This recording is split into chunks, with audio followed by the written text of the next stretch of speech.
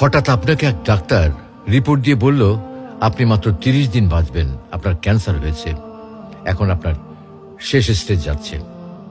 এটা শুধু আপনিই জানেন, আপনার পরিবার কিংবা বন্ধু বান্ধবরা কেউ জানে না। এখন এই রিপোর্ট পাওয়ার পরে আপনি বাসায় গেলেন।